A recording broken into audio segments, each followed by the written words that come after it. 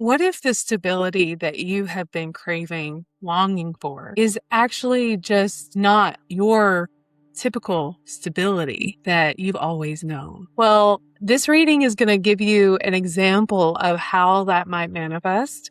My dear friend Courtney, that is a part of her story among many other stories that we shared in our time together today. I hope you enjoy our reading, and let's learn what stability in its own unique form is meant to look like for you. Hello and welcome to Sacred Rhythms. I am your host, Naomi Faith, and who I have with me today is someone that obviously I love because I'm grinning from ear to ear. I have had the privilege to know Courtney since December of 2025, and we met at a women's writing retreat. We were actually creating oracle decks or just writing, and she adopted me.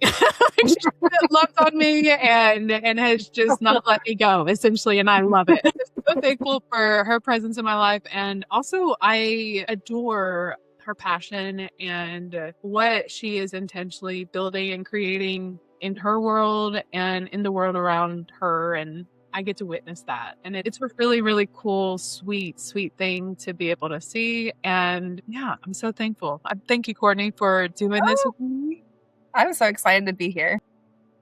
So why don't you let the people know, like, what you're passionate about, whatever it is that you want to share, why you're here, anything that you feel led to share.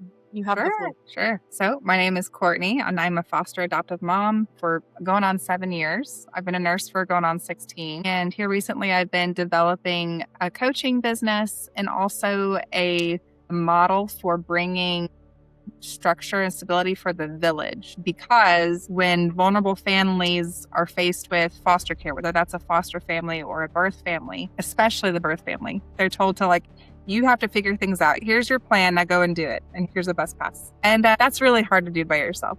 Yeah. And I feel like if we were to strengthen the village around that family, bring in more awareness and education, that family would be so much more successful and able to break what is often the generational problems that are keeping them stuck in this rut, right? And then get to the place where they can offer what they need to for their children, and their children can then break the cycle for the next generation. So I love that. And I'm very novice, not like I don't know anything about traditional Chinese medicine. And I'm really excited because I feel like younger me wouldn't have been as receptive. So I am so excited to be here now and to be open and to learn more. So congrats on getting here. That's a great, that's to be able to acknowledge that and to be in a different place now says that there's a lot of courage that you have built in within your system that it sounds like probably you needed even. So hell yeah to that. We love that. High five to you. Oh yes. Okay. So as far as like the novice with the TCM and the astrology stuff, I will do my best to kind of give you a good foundation ground of each modality that we're going to be using.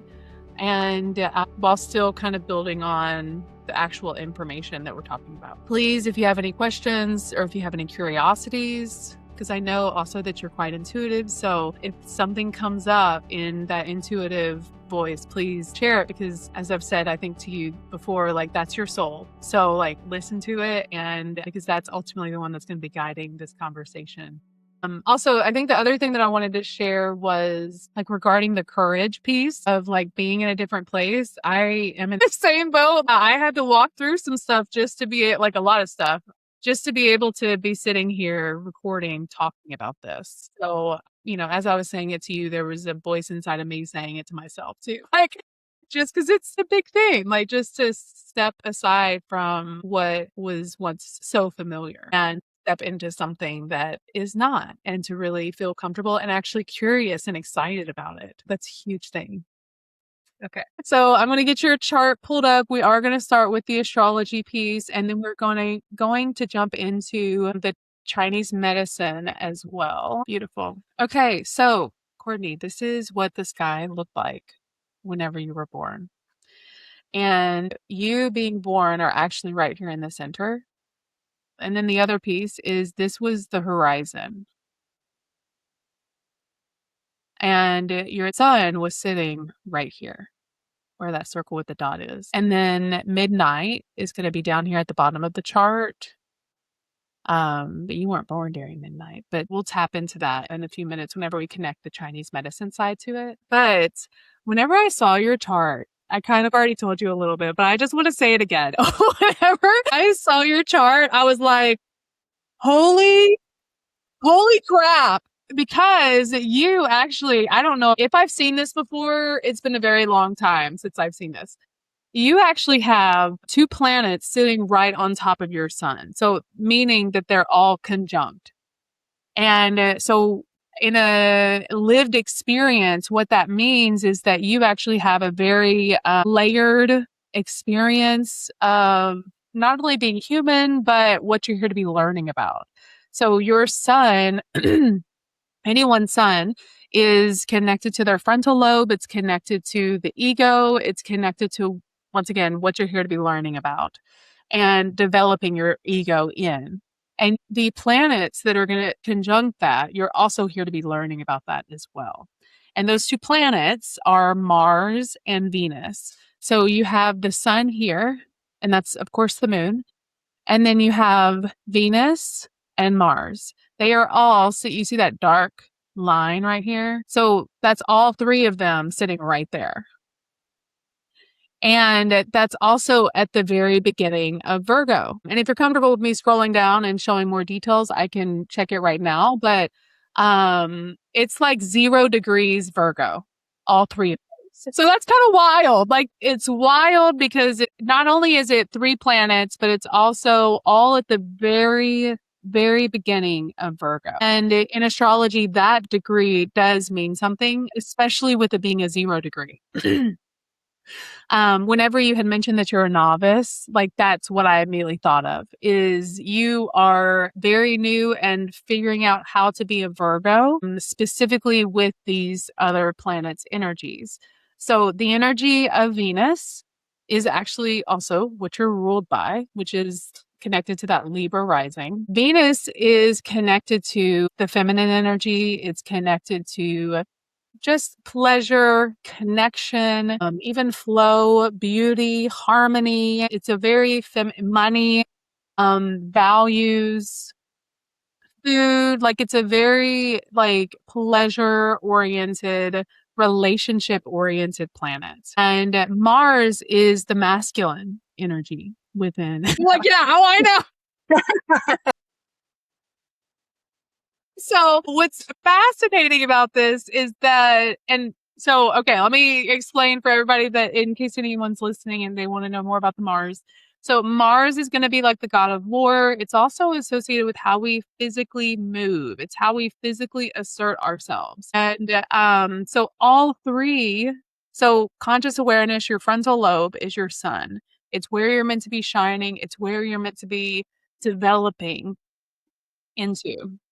And then you also have your Venus and your Mars sitting there as well. And so, well, actually, I want to hear what you have to say about, now that you kind of know, what's your experience like after hearing I just knew that I was like on the cusp of being a Virgo. And I heard that as a kid. And so, learning, just from play, like, oh, this is what a Leo is and this is what a Virgo is. Like, I kind of feel both, and as a kid, I think I probably identified more with like the Leo personality than the Virgo.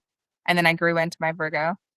When it comes to, I know there's this like polarity. There are things very masculine that I contend with. There are things that are feminine that I love and get squelched. So I can sometimes feel at war with myself, even, just the 2. But then there are times when either have saved me. So I'm thankful for both. That's beautiful. That's beautiful. So both of those energies have saved you in what regard? Like, just in relationships, or just... So when I think of masculinity, I think of like taking the bull by the horns and having to step into that role, that head. Mm-hmm. And I had to do that growing up. And sorry. So take as much time as you need. Yeah, but then that's exhausting.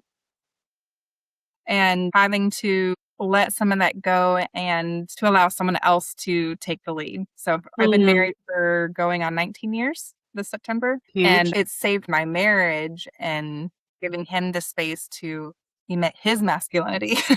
So you tapped into that feminine quality of receptivity and relationship to really give space for relationship. Yeah, and it's still a struggle. When you talked about like how Venus is about the pleasure and being able to like food and art and like, those are things that I love and that I want. And I feel I've often had chosen to put that aside as frivolous, not realizing that was like squelching a huge part of who I am. Like it was suffocating not to be creative, not to allow myself to have pleasure. I love that you were able to recognize that and get curious because it sounds to me like that more masculine side has evolved. And so it sounds like it started out as a young age as maybe partially because you had to survival wise, like it helped you survive. And it's evolved into like releasing some of that, surrendering some of that, maybe even like the survival response, but still having it in you, that sense of clarity in you to where it's now, I know how to assert myself, but I also know how to allow others to assert themselves in my world. And now it's almost like there's like an exploring or a discovering of what is the true masculine feminine polarity feel like and look like in my body, in my life, in my dynamics. And with you being a Virgo, it's a very understanding mentally and then doing physically because that's beautiful Virgo quality. To how much of this represents my HSP, my highly sensitive persona? Ooh, so I would absolutely say that this does come into that. So there's a few different things that come to my mind with HSP. So the biggest thing that comes to my mind is actually that Chiron. So that little guy with the circle with the K that's up towards the top where Gemini is. So that's Chiron. That's our wounded healer. So that wherever Chiron is sitting, that's where we are tender, but it's also the same place where we're meant to bringing healing both to ourselves and eventually to the people that need healing that mirror you. And with it being in Gemini, that is all about the mind and using your throat, but really understanding and flexibility and mental, very mental energy. And Virgo and Gemini are both ruled by the same sign, and that's Mercury. They just go about it in a different way. And so I go immediately to that because that's the soft spot that is just, it makes me think of tenderness. You know what I mean? Like energetic tenderness, because it has to do with the mind. And that, especially with it being in Gemini, I connect that also with the nervous system and how you understand things and how you can take things in. And whenever we bring in the TCM side to this, this is specifically the area that's connected to being able to discern.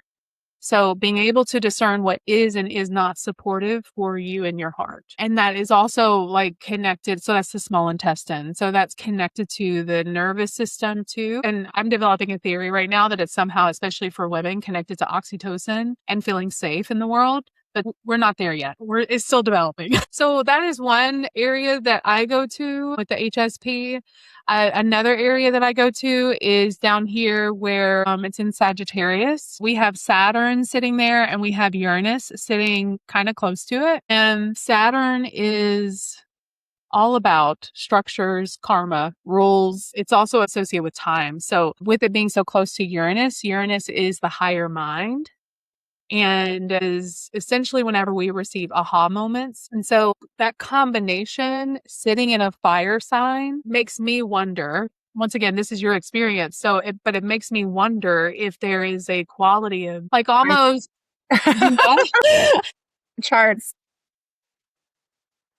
I didn't say it. I didn't say it. I love that that's what came out though. That's amazing. Yes, it could be type A for sure. I think that to me, that sounds more like Virgo because Virgo in general is associated with like wanting to do things well, perfectionist and even OCD. And like these are all the shadow sides. So OCD, perfectionist, highly like an inner critic or external critic. But I personally love Virgos because yes, that does exist. We all have shadows. But what I love about Virgo energy is And I've kind of, hinted at it before, but it's the ability to be able to integrate the mind into the body. And I don't know of any other sign that can really do that. Like, it's literally the healing energy. It is a healing energy that one is able to take something mental and bring it into the body. And that's incredible. But it's like I said, if it goes out of balance, that's whenever like it's not right. It's not healing right. That's whenever that inner critic, inner perfectionist comes through, is because I know that it's supposed to be right. Like, I know that it's supposed to fit just right. And sometimes that's whenever God is meant to come in and be like, hey, timing is everything. Or, hey, maybe you missed this piece. Or, you know, there's other stuff to it too. But that HSP Sagittarius energy, like Sagittarius is very big and it's meant to be expansive. And so whenever Saturn is sitting here, along with like the Great Awakener, which is Uranus, lightning strikes type of vibe, there is like a really almost like a shock to the system of like, this is your lesson. Like, boom, like, here you go. Because of it being in Sagittarius with those planets. So that's the other thing that I think of with being highly sensitive is like, that is a shock to this. It's electric shock. I chose to That be here on hard mode, is what you're saying. do what? I chose to be on hard mode. Yes. And okay, the other piece to this, like, since you said that, you do have something, speaking of polarity, you do have something that is really, really yummy in your chart. So do you see in Aries that number 4, that the planet that looks like a number 4? So that's the planet Jupiter. And it is in a fire sign, but Jupiter is very expansive, very positive. It's the most supportive planet in the entire chart. And it's sitting at another significant degree. And it's at the very last degree of Aries. And so this level is actually the exact opposite of 0 degrees. So it is like the level of mastery. It is the level of, I've learned all these things. I know how to embody the expansive energy of Aries. And now I'm just playing with it. Like, it's essentially like, now I'm just having fun. And that is actually another reflection of support with that electric shock stuff that I was talking. But I'm curious, like, did anything come up within you regarding like lessons and electric shock, for lack of a better way of saying it, like awareness, higher awareness? How do you experience Sure. with it And I'll anyway? go back a little bit further than that when you were talking about the small intestine with the Yeah. HSP. Like, IBS has been a thing, and I've done all sorts of tests and stuff, and I've heard so many women get dismissed, like, "Oh, it's just in your head. You just need to relax." Yeah. But how many of us carry our stress in our gut, right? And there have been seasons when I've quit my job. I was able to come home and do the work of home, Mm-hmm. and the IBS disappeared. So, like, that's where I hold my stress. It's pretty wild. Wow. And what's wild is that, like, I started wearing a Fitbit, and there were moments when of high stress. A very simple example is I lost my phone while I was traveling, and like, oh my God, like, this has my life on it. What am I gonna do? Yeah. I think my wallet was attached to my phone. I had my ID, which was out. I was gonna have to fly back. I didn't have my ID. But like, I kept my cool, and I didn't feel like I was panicking. You know what I mean? Like, I was on high alert, but I wasn't spiraling. I wasn't falling apart. Like, from the outside, it looked like, oh, she's got herself together. And then I look at my Fitbit and my heart was racing. And I'm like, the way I handle stress, I don't even recognize it in my body. I'm like absorbing it, holding it. And it told me that, okay, so I might not be experiencing it mentally, emotionally, but my body's experiencing it. And I need to be a good steward of my body and take care of my body a bit better when Yeah. those stressors happen. Yeah. I love that. I love that. So, that's really cool. So I'm trying to figure out how, let me think here. So you chatted about the small intestine and how IBS and your gut health, it went away as soon as you landed in your house and And were doing the now, home. with our adoptive children, we have seasons that are more stressful than others. And when those seasons come, like, it's not a surprise when I have symptoms. My body's telling me, oh, what can I do about it? And it sounds like you also have more space to actually be able to hear it. And yeah, man, the higher awareness. Yeah, I have had moments where, not necessarily in comparison, just in observation, I see other people have these very stable lives. I was born into this family that has been in this town for generations, and this is what I do, and it's my lifelong career, and I have a family and kids, and everybody knows each other, and like there's not a whole lot of change. Like I believe what my grandfathers believed, and Mm. we all do things the same, and there's no question or thought, or like they have some kind of harmony that they've found, right? And I envy that. Like for the longest time, that was what stability looked like, and it's what I craved and wanted. Mm. And I tried to create that for myself. I tried to create that for my kids. At some point, I don't feel like I made the conscious decision to let it go, but at some point I did, because I don't have that anymore, you know? Wow. And Yeah. stability and being home in yourself looks so much different than what I thought it should be. I love that. What I'm also hearing you say is that there was some conditioning that of expectations of what life is meant to look like. And then when after however long years of trying to make that happen, at some point that just kind of shed away to where now what's left is the most authentic way that you're here to actually be rooted and grounded. And that's so beautiful. And it's really cool because being rooted and grounded for you is actually meant to be a little bit more dynamic than we're connected to great grandparents are right down the street and we all believe the same thing and blah blah blah blah blah. Like you're with your Saturn, which is that stability piece. It's actually sitting in a fire sign. So if you think about fire on earth, it is not stable. Like it is not. And you also have some other key players that are also in fire signs, which I do want to mention too. But those all are like not stable, but it's creative, it's life giving. That's where for you and the family that you're here to create with, or however, that is what stable is. And I don't know if that, I mean, do you see that reflected in your life right now at all? Yeah, I do. Yeah. We sold everything and downsized to an apartment. Like apartments aren't, they're not permanent. You're I right. started a couple, like 2, 3 LLCs, no biggie, working on it. And I feel like, I'm doing what I love, loving what I do. And yeah, That's it. That's it. I love that. That's so cool. I forgot that you guys downsized because you were like, this isn't working. Let's find something that works. it's a radical change.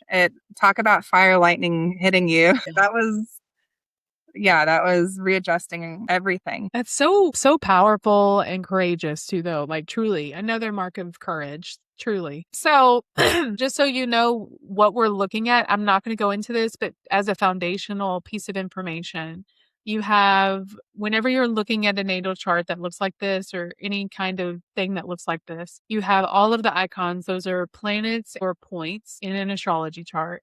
And then on the outside where the signs are, those are the stars. And then you have the lines in the middle. Those are geometric shapes, angles between two specific points or planets. And depending on what that shape or angle is, will determine what type of relationship, what type of dynamic exists between those two planets. So some of them have to do with really being tensious, like really like, I don't know how to find a middle ground here. Others are like really nice and yummy and comforting. So it's a range. The piece that we're going to be working with the most connecting the TCM stuff is actually going to be the little pie pieces that are numbered. So once we get to that, I will talk on that a little bit more. So we've talked about your sun and the wild connection of the Mars and Venus being right there at 0 fucking degrees. It's and I really do love that you also have something at 29 degrees as well. I think that is so freaking cool. Like it's such a supportive energy and it's sitting in the house. It's associated with relationships. So there is some good stuff. So your rising sign. So we'll be talking about your sun and the planet that rules your rising sign. Since we've already kind of talked about that a little bit, I am going to add a little something else that I feel is significant within your chart based off of what we've talked about and also just in general. But so with your rising sign being in Libra, that means that your entire body, your entire everything, what comes natural to you is that Venus energy. In astrology, your rising sign and its values are intrinsic to you. They come natural and they also influence how you physically appear. So, how you choose to dress and even your jaw structure, like that's like the bone structure of your face. If you Google how Libra risings appear, they'll have like all these lists of like perfect bone structure. I'm a Libra rising. I'm like, really? I do. So it's fun. It's fun to see. And then I look up other ones too. And it's just fun to see the differences. Sometimes it's accurate. Sometimes I'm like, I don't know. But it's just a fun thing to be curious about. So let's see, Libra rising. So as someone who is ruled by Venus and more specifically Libra, it is very much connected to relationships, companionship, the give and take, the give and receiving of relationship and that dynamic that comes. This is also something that has been deeply true for me is that Libra energy directly correlates with the mirror energy. So my experience in life in general, and granted, I do have my moon here too, so that does play a role. But my understanding and my experience of life is like if people come into my life and are challenging me, they're actually here as a mirror point for me. And they're here showing me something about myself that I don't see right now. And that's like been the most helpful thing. And this fits for everyone. It just might manifest differently. Like that mirror point might manifest differently depending on where it's sitting in the chart. But that first house, that rising sign is associated with how you are here as a human vessel. And so it is literally just your way of existing as a human right then and there. And so that's why it mirrors that is like, hopefully that makes sense, like that connection. The piece of information that I think will be helpful here also is talking about the nodes of the moon. So the nodes of the moon are another geometric thing. And wherever your north node is, there is automatically a south node. And it's in the same exact degree. It's just at the opposite end. So on the opposite side of the chart, opposite sign. So your north node is sitting in Aries. Your south node, thus, is sitting in Libra. And a north node is on a soul level what we're being called to lean into. And the south node is what we're being called to let go of. And so that south node piece, it does have gifts in it. And those gifts support our north node. So similar to that mirroring stuff that I was talking about, that might be that supportive element to like, oh, this person's mirroring this. I don't like that. That helps me clarify what is it that I actually do want, which is the Aries energy. How do I actually want to be in relationship, which is that seventh house. A quality that might be asked to be let go of, I know at least for me, it is codependency, people pleasing, forgetting of self, forgetting of your own identity, that type of thing, because those are all kind of opposite of Aries. Anything come up for you with everything that I just shared? So Libra relationship, Aries, like relationship to self, or what is? Yeah. Yeah. Yeah. Yeah. Oh, oh my God. Like I was curious. I was curious if this was going to get brought up or not. Okay. So there are certain relationships that are supposed to be close that I want to be close that I've had to let loosen my grip on Mm, to not abandon myself. mm, And having to let go of these significant relationship perspective of me, mm, right? Like this mm. person sees me this way. I have to take a look at that and like, how much of this is true? Yeah. What do I work on? What do I let go of? How does this affect the relationship? And then choose not to abandon myself. Because historically in my family, we abandon people who don't meet our standards. Yeah. It's interesting. My kids have been getting into anime. And what I noticed with some of the shows they've watched, the villain isn't pure villain. Like most American villains, like they're trash. Like they're the evil guy that you want them to lose, right? But in these anime, they're complex, right? They're not trash. They're not throwaway characters, right? There's space to accept them for who they are. And Mm. that's what like brings redemption into that relationship to that character. And I'm like, oh, that's so cool. It Anywho, is. so like, you know, learning that, okay, I've operated this way. That doesn't mean I'm bad. I am still worthy. Yeah. I'm still becoming, and I won't abandon myself. Yeah. Mm. I love that. I love um I'm just sitting with it, just allowing It it to was a big stew. one. It like took me out for a couple weeks. It's Like talk about, being very cerebral and having to think and understand and translate that to my body. Like that's what I've yeah. been experiencing for, well, if I'm honest, since April. Yeah. Yeah, And just probably getting longer really than that, but for this yeah. particular season. Yeah.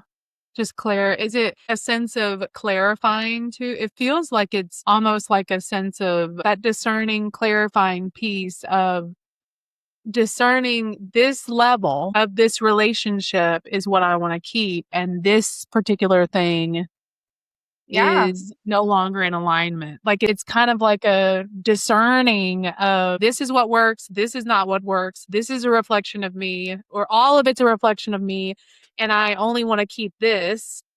Right. Right. Um, And this is like this person, like I wanted this person to be this way. And yeah, what's more loving is allowing them to be what is. Like yeah, yeah, and yeah, allowing the grief and then making space for what is, whatever that looks like. And like being empowered to say, like, um, I don't have to force or chase what's not mutual. yeah. Are meant to be mirror reflections of both of y'all saying, I am. And it's coming together in that way, even with differences, even with whatever. But you both are saying, this is my choice. This is who I am. And I am going to choose to grow and evolve and do like this. And the other piece of that too is that clarifying of like, this is who you are right here and right now. And that is also a version of that Aries stuff too, like you're honoring who they are without and recognizing that maybe you need to let go of surrender more stuff like expectations and all that stuff, but there is still that quality of honoring the I am because we all deserve that. We all like have a place to stand in this world. We're meant to, but it's just a matter for you, like it sounds like, is that clarifying piece of those reflections, and is this who I want to be in relationship, and is this, I mean, everything you already said, but that's incredible, and it sounds like it's really hard too. It's incredibly hard.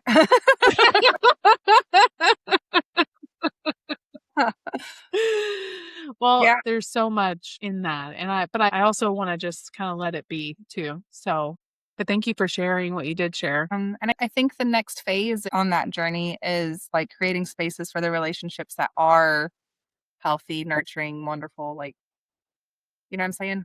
Yeah, that are that reflection of what you do want. Like, let me say it this way, a clearer reflection, because right now it's still being clarified. Things are still being clarified as far as like what it is that, or who it is that you want to be in relationship. And I know for me, that's also something that is wanting to, or that is being brought in a clearer reflection of me, and who I want to be in relationship dynamics and that whole I am thing. That's beautiful. Um, Even in the heaviness. Okay. Let me see if there's anything else that wants to come through here. I don't think so. I think we're ready to move to the next one. Did you have any final questions before I make the transition over? No, I was reading over your notes in the chat. Yes. Woo!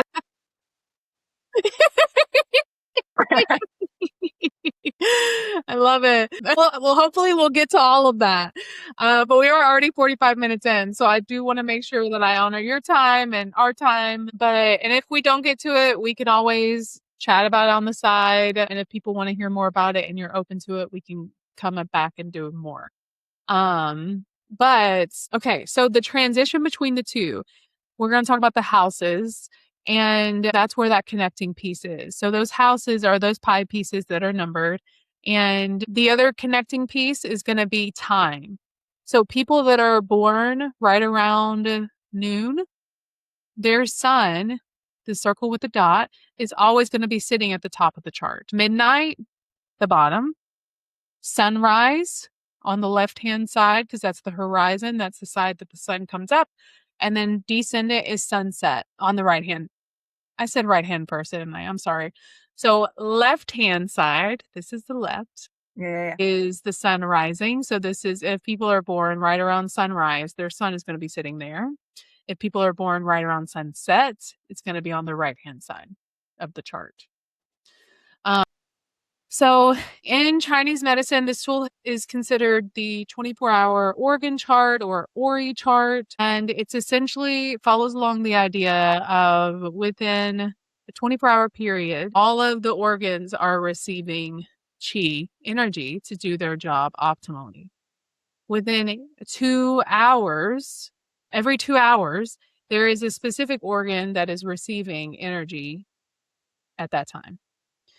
My connection piece and my curiosity is that time that you were born during. How does that play a role in a person's life? That organ that was active during the time that you were born.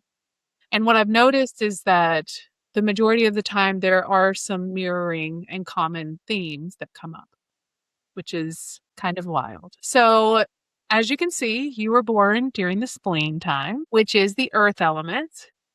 And within the earth element, there are two organs. One is a yin, which is that feminine. The other is a yang, which is the more masculine.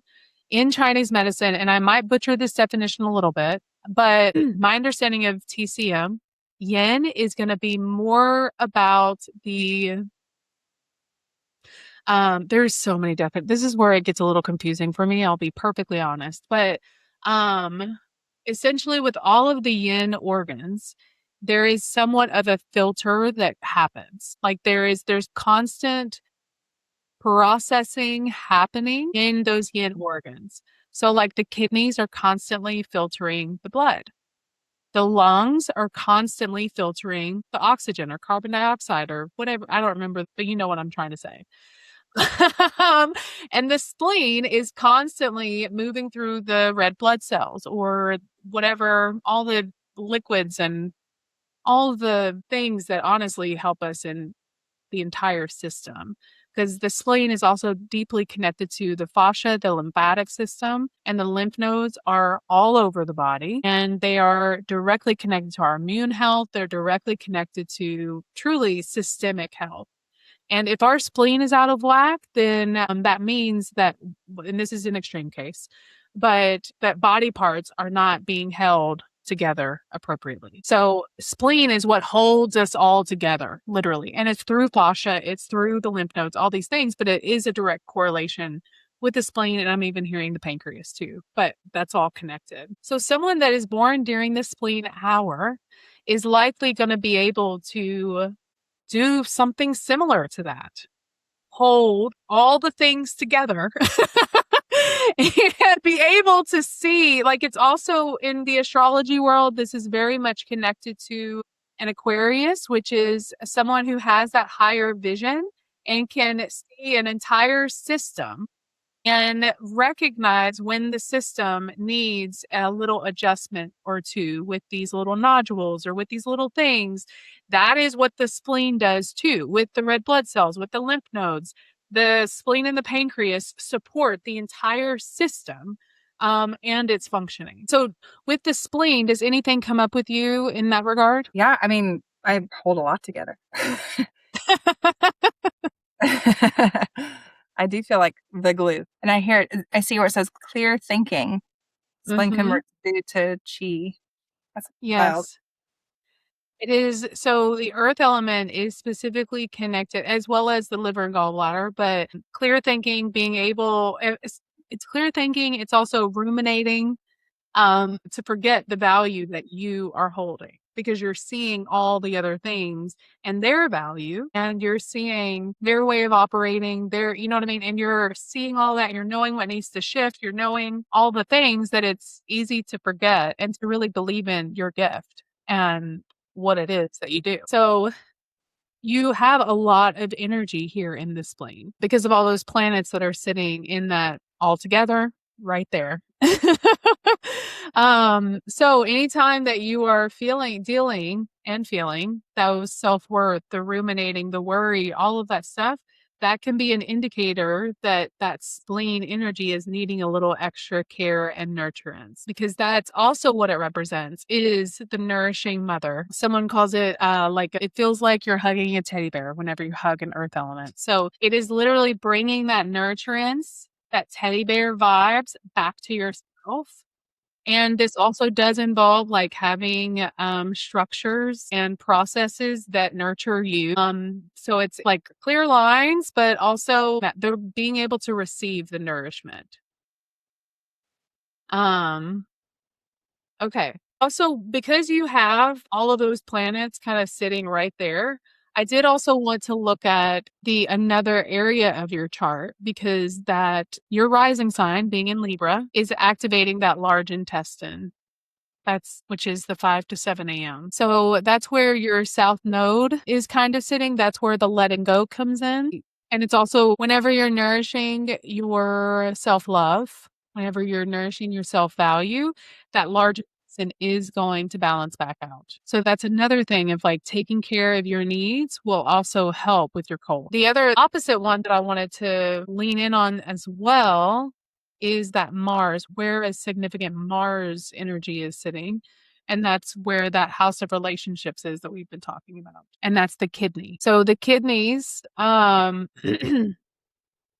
are going to be associated. So this is where, this is a reminder for your chart. This is where your north node is sitting. This is what is intrinsic, like on a soul calling. This is what's calling to you, is that creation energy, is doing it with someone else. But it's that, yeah. Okay. We've already talked about the astrology side. The kidney specifically is the two sides, is a yin and a yang.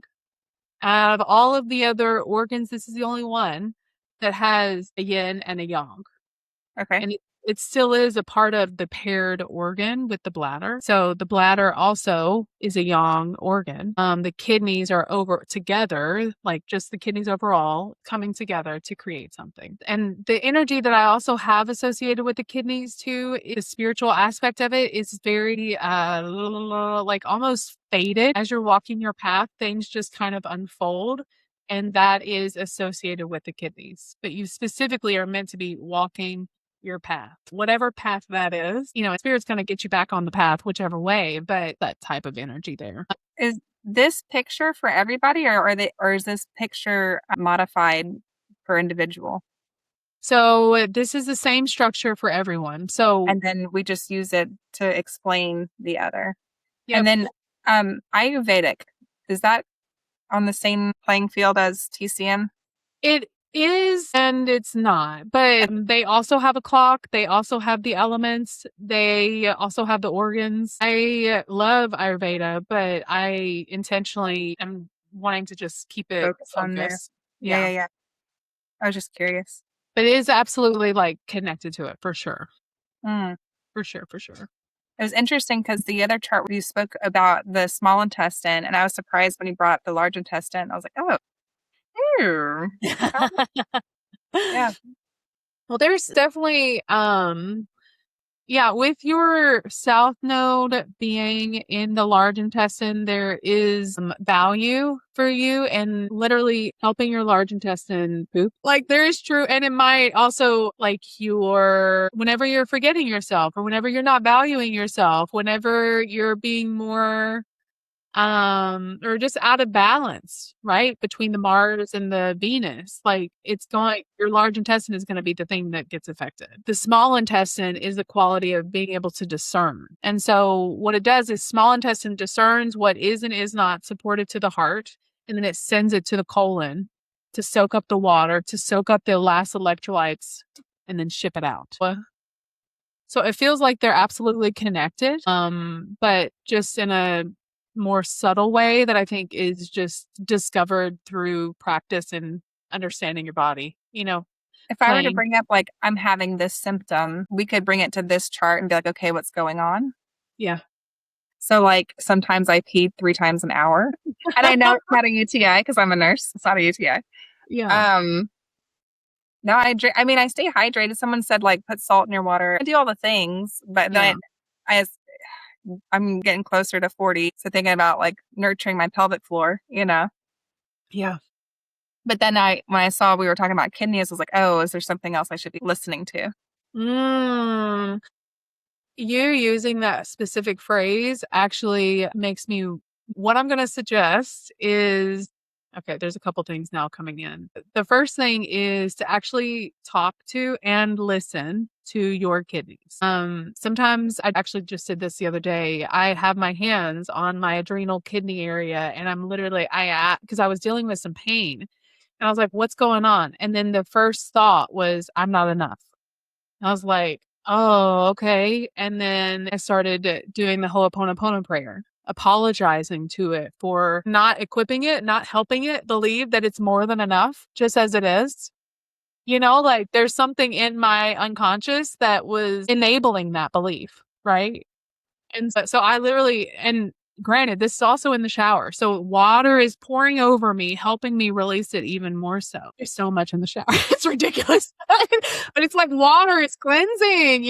And literally by the end of the shower, the pain was gone. And so talking to it and listening will probably really be beneficial. And also recognizing whenever your ego is saying, oh, that's not it. That can't be it. Or, that subtle difference between the spirit and the ego voices.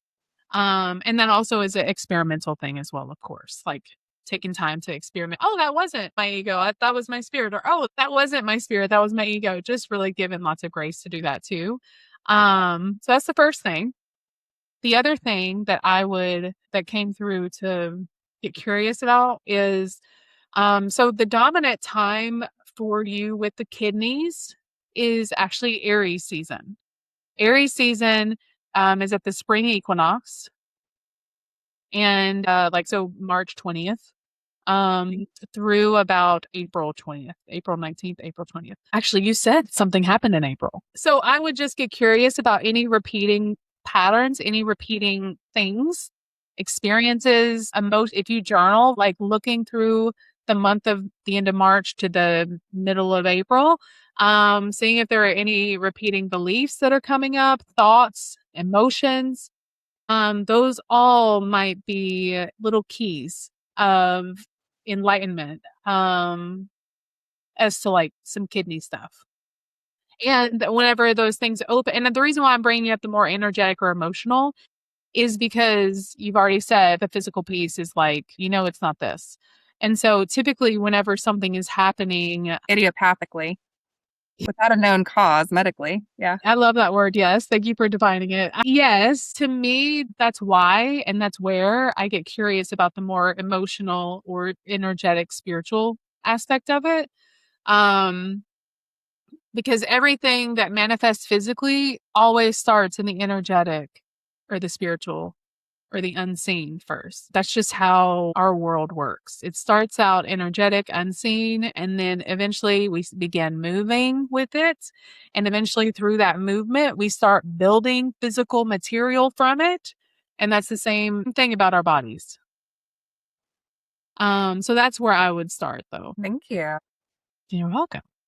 You're welcome. Any final questions? Any final thoughts? I'm really curious because you had mentioned when you heard about my husband's birthday, like, ooh. So when you do his chart, I'm like, I wonder what she would. I am so curious about his chart too. I'm not even gonna lie about it. But also, like after looking at your chart, because whenever I had said that, I hadn't seen your chart yet. Yeah. And I just knew that you were Virgo. Yeah. And now that I've seen your chart, I'm like, okay, I see now. I see now. So yeah, so that's because it's not just the sun. There's so much more to it. Yeah. And yeah, Yeah. but He's we'll have to totally talk my about that. human. We always end up choosing each other, like, throughout different seasons and, like, frustrations with ourselves and with each other. We end up, "Yeah, but I wanna keep you still." I love that. Oh, I love that. He's wonderful. Like, I'm glad he's my person. Yeah, it's that I am stuff, right? Like, so good. So good. Well, Courtney, thank you for your time. Thank you for sharing your heart with us and sharing your life experience with us and things that you're walking through right now. I really do appreciate it. Thank you for having me, and thank you for doing this. This is gonna be very helpful for a lot of people. Yay, I hope so. I Yeah. really do. Okay, until next time. Bye.